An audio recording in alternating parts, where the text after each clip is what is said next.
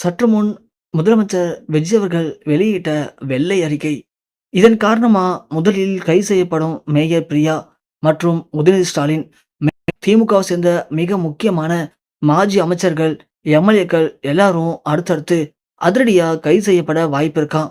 அதற்கு காரணம் என்ன அப்படின்னா, விஜய் அவர்கள் ஆட்சி அமைக்கும் போதே, நாங்க ஆட்சி அமைச்ச உடனே கண்டிப்பா இதுக்கு முன்னாடி இருந்த அரசாங்கம் என்ன மாதிரியான ஊழல் பண்ணியிருக்கு, அது மட்டும் இல்லாம எந்த மாதிரியான வளர்ச்சி நோக்கி தமிழக மக்கள கொண்டு போனாங்க, அதற்கு அவங்க என்ன செலவு பண்ணாங்க, அது போக இந்த 5,00,000 கோடி கடன் எப்படி வந்துச்சு, அதுல என்னெல்லாம் பண்ணியிருக்காங்க அப்படிங்கிற எல்லா விதமான தகவல்களையும் வெள்ளை அறிக்கையா நான் வெளியிட போறேன் அப்படின்னு விஜய் அவர்கள் அறிவித்தாரு.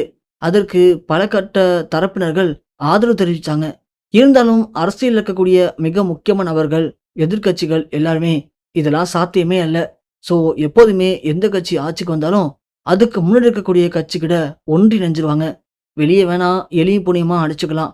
உள்ளுக்குள்ள எல்லாரும் ஒன்றா தான் இருப்பாங்க. நான் ஆட்சி அமைச்சா நீ கொஞ்ச நாள் அமைதியாக இருந்து சம்பாதிச்சுக்கோ, நான் ஆட்சி அமைக்கும் போது நீ அப்படி இருக்கலாம் அப்படின்னு அவங்களுக்குள்ள ஒரு அண்டர்ஸ்டாண்டிங் இருக்கும். இது வரைக்கும் யாரும் இப்படி பண்ணதில்ல, பண்ணவும் வாய்ப்பு இல்லை அப்படின்னு சொன்னாங்க. ஆனா விஜய் அவர்கள் அப்படி இல்லைங்க. அவரு தனிப்பட்ட முறையில ஒரு தனிப்பட்ட அரசியலை நடத்திட்டு இருக்காரு.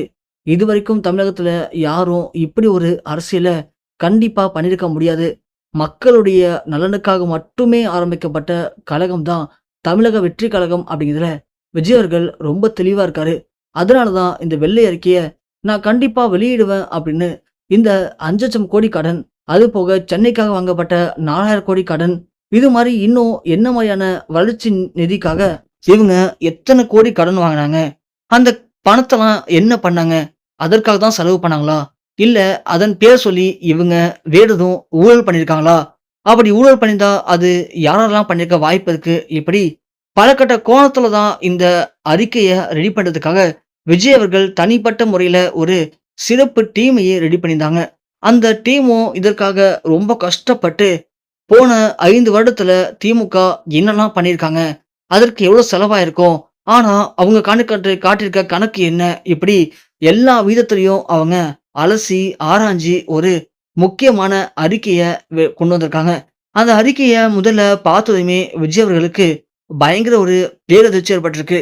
ஏன்னா இந்த கடன்ல ஏதோ ஒரு முக்காவாசி மக்கள் நலனுக்காகவும் ஒரு காவாசி ஊழல் பண்ணப்பட்டிருக்கும் அப்படின்னு தான் நம்ம முதலமைச்சர் விஜய் அவர்கள் நினைச்சிருக்காங்க. ஆனா 5,00,000 கோடியில கிட்டத்தட்ட பாதிக்கு மேல இவங்க முழுக்க முழுக்க ஊழல் மட்டுமே பண்ணியிருக்காங்க. அது போக மீதி பாதிய மக்களுடைய வளர்ச்சிக்காக பயன்படுத்தியிருக்காங்களே தவிர, அத சரியான முறையில பயன்படுத்தாம, அது மக்களுக்கு எந்த ஒரு நலனையும் வளர்ச்சியும் ஏற்படுத்தல. அது எல்லாமே அவங்களுடைய அலட்சியத்தினால வீணா தான் போயிருக்கு. ஸோ இந்த கடனால மக்களுக்கு எந்த விதத்திலையும் பயன் கிடைக்கல அப்படிங்கிற ஒரு முக்கியமான தகவலும் விஜய்க்கு கிடைச்சிருக்கு. இத பார்த்து தான் அவரு பயங்கரமா அதிர்ச்சி அடைஞ்சிருக்காரு.